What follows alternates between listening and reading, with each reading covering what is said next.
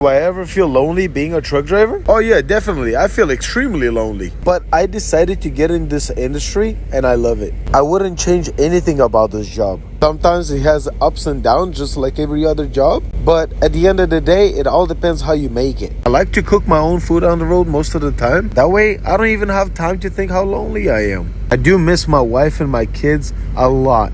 But I signed up for this career. Just don't see myself doing absolutely anything else. That's a beautiful peer build. Follow me for more.